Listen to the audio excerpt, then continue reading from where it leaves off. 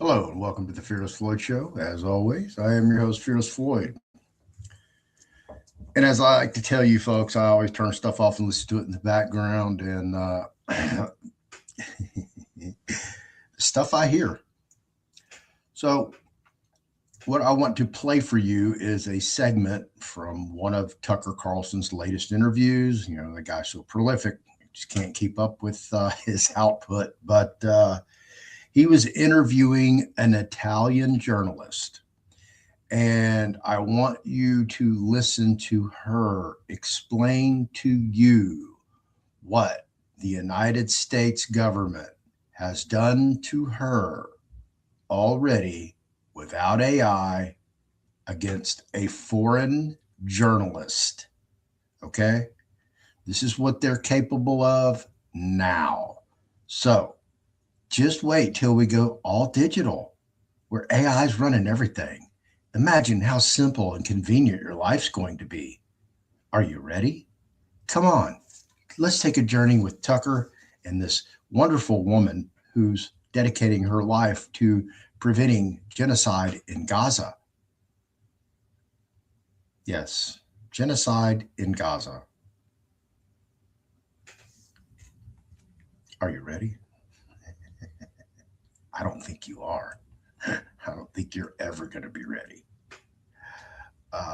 Here we go.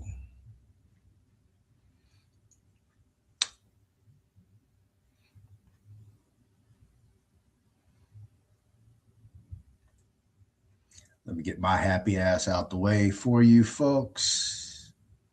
Let me give you a black background. Are you ready? Please. Oh, here, let me turn on the closed caption. No, I don't want Spanish.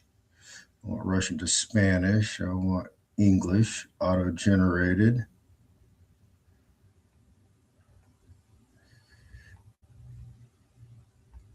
And I want them big. Yeah, 200%. Let's do 300%. Just so you can read. How about 400%? Let's just make it stupid big. Just ridiculously stupid. No pun intended. Couldn't agree with you more. What's so perfectly American is that you were the one who was punished for it. We had a disastrous withdrawal from Afghanistan a few years ago under the last president, and yet no sitting U.S. general was even reprimanded for it. The only person who went to jail was a colonel called Stu Scheller who complained about it.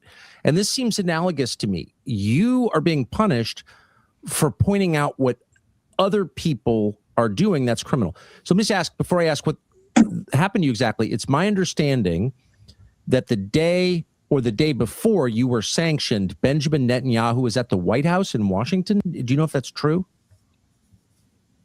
Yes, it's true.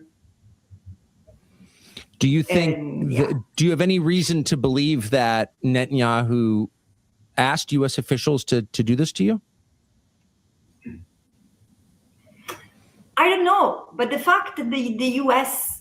did it, it's absurd because look, Tucker, I mean, I would like people to understand what the sanctions are, because you talk to me and I don't think you see a criminal here, but this is what I am for the US system. I'm banned from travel to the US, and which is something that impairs my functions because the United Nations headquarters is based in New York. I was supposed to present my last report in New York, and I delivered it from South Africa because I cannot travel. But not just that, I am financially censored, which means that I cannot own assets, bank accounts I had in the US. Then I will explain why in the US. Everything has been shut down. I have an American daughter. I have an American daughter who's paying the price of having her mom telling the truth about crimes committed in another place and just as serving the United Nations. Yeah, I am the first UN person to receive this in 80 years. And it's absolutely abominable. You know, so it's very personal because because it touches my my financial capacity to exist, because being sanctioned by the United States means that I cannot open a bank account anywhere. I cannot have a credit card. I cannot function. I cannot receive payment. I cannot make payments. My health insurance has been suspended. Even rooms, hotel rooms booked in my name by someone else get cancelled because I'm in Europe, because I'm sanctioned by the United States. And think of, there is a deeper meaning of it, which is an extra layer of absurdity, because I've also have deep ties to the United States. I live in Washington, D.C. I gave birth to my first child, who's an American citizen, and she risked to commit felony by offering me a present, by receiving like a breakfast from me, because the consequences of the sanctions are penalties up to $1 million and jailing up to 20 years. And the thing is that if you spoke to my daughter, you wouldn't even realize that she's the daughter of an Italian, because she's American educated. She goes to the American school. She's raised according to American values, more than Italian values, I can tell you. And this is a betrayal for us from the United States. Where is the freedom of thought? Where is freedom of expression? I don't really know how to respond to what you're telling me. I just want to ask you one last time. Is there anything you're leaving out? Did you send money to Hamas? Did you shoot at the IDF? Are you secretly married to Nasrallah? Or like what? I don't understand how you could have been treated like this without actively aiding a terror group. Look, the only one who's aiding and abetting someone else committing crime is the United States. Yeah. Let me be very clear. I'm sorry to agree with you on that. So who did this to you exactly, and how do you get it fixed? Well, I know that the United Nations is working hard behind the scenes to have the sanctions removed. There have been tons and tons of pledges to the United States from my special rapporteurs, independent experts of the United Nations, many states. But here's the system. The system is very weak at the moment, because the United States is using its power, its leverage to bend the arm of the system. And by doing that, it will make everyone, including American citizens, less and less protected. It doesn't seem to be acting on behalf of its own people. I don't know what this has to do with what's happening in the United States. It seems like we are completely casting aside the rule of law, fairness, decency on behalf of another country. Maybe I'm missing something. Look, I for a long time, I've been thinking that Israel had the capacity to exert so much influence on the United States, and I couldn't figure out how. I don't think it's that, in the sense there is something deeper, and it's the fact that we are fooled by this idea of states representing us. No, eventually states are in the hands of powers, military power, economic, financial power, and the power of the algorithm. And this is why today imagining states as responding, serving the interest of people, it's a fallacy. This is why I don't feel like blaming all the Italian citizens for what their government or our government does. And in the same way, I don't blame all the American people, also because there are so many American people who cannot meet ends. And I've seen this with my own eyes. When I was in Washington, D.C., I used to volunteer in shelters in underprivileged neighborhoods, and I see the contradictions of the country. So I would expect the states to take care of this rather than investing taxpayers' money on seeding wars and seeding hatred all around. But so I think that it's the United States who needs Israel for its right now its imperialistic purposes. And again, it's not the United States as a country, it's the United States as serving specific interests, which is very sad. So it sounds like the way we're thinking about this, I think you're making a very deep point. Our framework is wrong. We think it's a contest between nation states and, some unduly influence others, but basically they're separate and distinct from each other. We have these separate countries. But you're saying really that's an illusion, and power, military power, economic power, the algorithm, as you said, is what's controlling these states. Well, the fact that we have multinationals who have wealth that it's bigger than states, and with wealth goes control, proves it. But while I was working on my report on economy of occupation, from economy of occupation and economy of genocide, I did realize that this is nothing new. I mean, when you look at settler colonialism, 500 years of history have been marked by settler colonialism, European forces, powers moving from Latin America to North America to Africa. For what? For resources. But eventually what has driven this is private interests. We think that with the consolidation of states, matters have changed, but the reality is that we still live in systems that are driven by economic and financial interest, which might be okay. I mean, I'm not advocating for the end of capitalism. This is not my purpose as a special rapporteur. It's just that today, my observation in Palestine, and Palestine becomes a mirror or a metaphor to understand the world, is that profits drive us and drives politics more than the need and the urge to stop massacring and slaughtering children. Oh.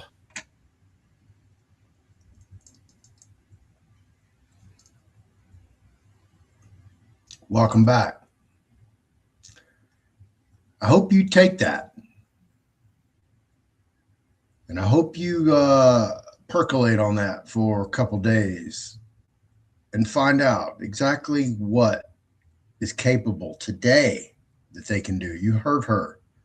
She can open a bank account, no credit cards, no debit cards. She can't transact in the world. They've shut her down already. Just imagine what it's going to look like when AI is running everything.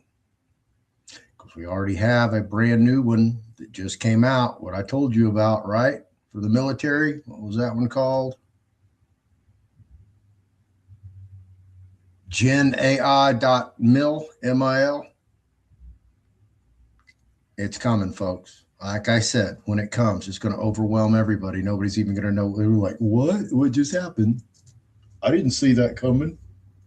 Did you?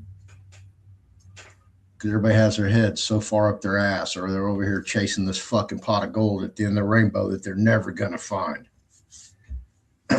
Y'all need to educate yourselves, find out what the fuck is coming. Because like I said, when it comes, it's going to overwhelm you. You're not going to even realize it's coming. And they're going to just ease it on in under convenience.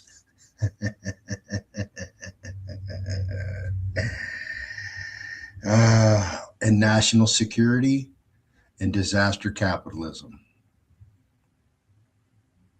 So the surveillance state's coming, folks. The new world order is the all-seeing eye, a capital I, AI. Get it? They've been telling us all along. It's finally here. Are you ready? Because this is going to be a trip. I've got a Queen's Right concert to go to. Thank you, everybody, for watching part 4 of my 4-part series on Todd Duell. ends tomorrow night, 7 p.m. Central Standard Time. Cat's going to be out of the bag.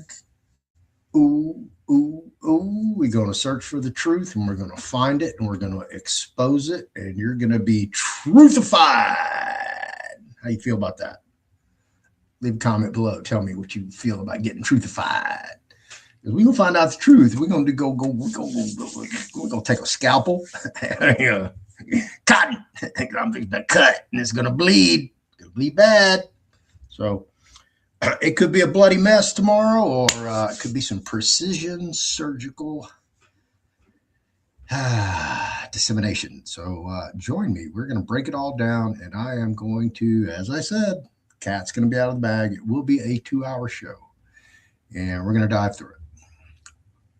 So just to qualify my bona fides, because this video will probably get to Todd, or this little segment will get snipped out and sent to Todd. So, hey, Todd, you know your daddy, the lawyer, the law professor, the judge, that guy. He used to own a Chevy, not a truck, a sedan. I can tell you what model. But you know what was so unique about that Chevy sedan, Todd, that your daddy owned? How often have you heard of a diesel Chevy sedan? Probably not very often, have you? But his daddy had one. There's my bona fides, bro. That's how much I know about Daddy Dual, Mama Dual, Todd Allen Dual. I've got it all, folks. Don't think I don't. Don't think I've had some long conversations. And I don't mean to laugh like that, but, you know, it amazes me that when I tell people something, that y'all just ignore it. You know, y'all call me a douchebag and a blowhard and, you know, all these other fun adjectives that y'all think are so clever. But I'm still over here pounding out the truth, ain't I? Still doing what I do, and nobody can come shut me up. Because you want to shut me up, you got to beat me up. Because you can't beat me up because I only got the truth. And that's it. And that's what I'm looking for. So I found the truth. And the truth will set you free. Isn't that cool? I'll be damned. Even if it is, that's still all right. But, okay. Yeah, it is what it is. And I read some other new stuff today. Got a couple comments I got to burn off here in a second. Yeah, robotics will be the 2026. You know, it's AI now, and it's always going to stay AI. AI is always going to be on the front burner, number one. Robotics coming up second, but robotics will be all over the place this in 2026 because you'll start seeing robots. You'll start seeing people with robots and different types of androids. Oh, absolutely. Some are more up to speed than others among us. Yes, I get that. Right? Yeah, can hardly wait.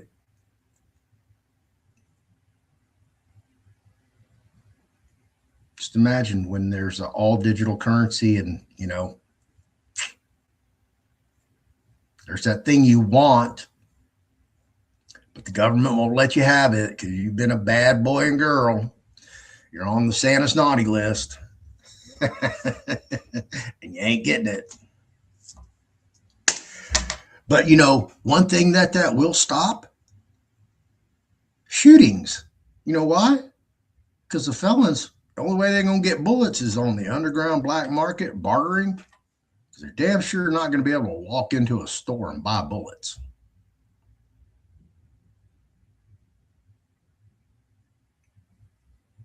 Did you hear what I said without hearing it? I don't even know where my phone is. But silver almost hit $65 an ounce today. If you'd have bought it back when I did my video a couple months ago, bam, man. you'd have been in the $40 range, you know, at 40, high 40s. Boom, you'd have made $20 on your investment. Where can you do that besides crypto? So crypto market ain't doing shit right now. But anyway, that's what I said. You know, you might want to listen to me because I don't give financial, medical, legal, or friendly advice. I do my own research. So I expect you to do your own research because that's how respect works. So I've got a Queensryche concert to go to. I got to go pick up my boy Juan. See, nigga.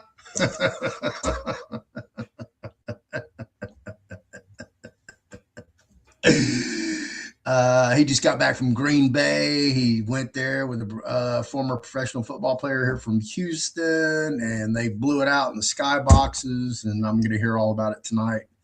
Going to get all the juicy tidbits and all the big stars and celebrities he got to hang out with. So, you know, I used to enjoy that life. I just yeah. I'm going to go enjoy myself tonight, tonight, 7 o'clock tomorrow, Central Standard Time, Friday, part 4, the final addition to the Todd Duel story. We're going to stick a fork in that and move on. So 12 Days of Christmas also starts tomorrow, 12/12 for 12. Hey, every day, a new sale. Tomorrow, we're going to start off with a bang. $99 for Ann LaFleur's On Trust softcover book. This one right here. Let me show it to you.